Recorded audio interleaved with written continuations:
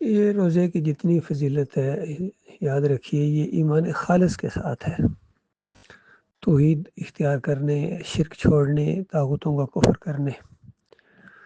جن کا شرک ثابت ہے دو چار کی طرح، یہ جتنے مسالک ہیں، بریلوی ہوں، دیوبندی ہوں، اہل حدیث ہوں، سلفی ہوں، جماعت اسلامی ہو یا تنظیم اسلامی ہو، جتنے بھی ہیں ان کا شرک ثابت ہے۔ ان کے ساتھ اگر بال برابر بھی کسی کا تعلق ہے یا دل میں عقیدت ہے تو اس کے اوپر کوئی اللہ کی طرف سے روزہ نہیں ہے۔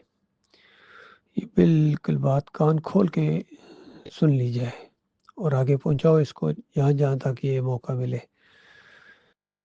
کیونکہ یہ صوم کا مہینہ ہے، بہت ہی بڑی برکتوں کا مہینہ ہے۔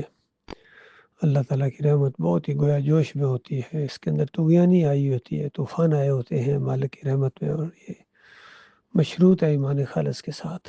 یا ایھا الذین آمنوا کتب علیکم الصیام، اے وہ لوگوں جو ایمان لائے ہو، مومن ہو، تمہارے اوپر یہ صوم ہے، یہ روزے فرض کیے گئے ہیں جس طرح تم سے پہلے امتوں کے اوپر، یعنی تاکہ تمہارے اندر تقویٰ پیدا ہو، تم اللہ کے عذاب سے بچو اور کامیاب ہو جاؤ اس امتحان کے اندر۔ تمہاری تربیت کا یہ انتظام ہے۔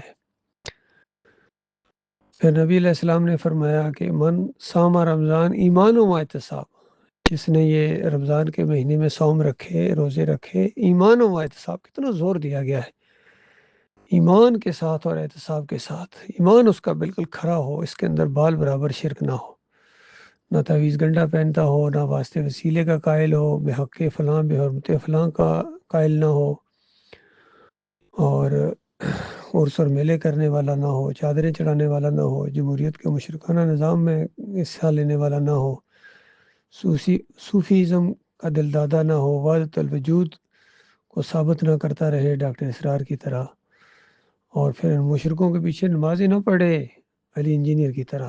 بالکل پاک ایمان ہو، ذرہ برابر بھی اگر آپ کا شرک سے یا شرک کرنے والوں سے رابطہ ثابت ہو گیا تو اللہ کے غدار ٹھہرو گے، تمہارے سارے اعمال تمہارے منہ کے اوپر دے مارے جائیں گے۔ یہ بات نوٹ کر لی جائے۔ اور آج کوئی مسلک ایسا نہیں ہے جن کے عقیدے کے اندر شرک نہ ہو۔ نشاندہی کریں اللہ کے بندوں، کوئی جماعت بتاؤ جس میں شرک نہ ہو، اور شرک ثابت ہے ان کا، لہٰذا ان سے بیزاری ثابت ہے۔ ان کے ساتھ یہ اب امام کیا بنیں گے، یہ مقتدی بننے کے لائق نہیں رہے۔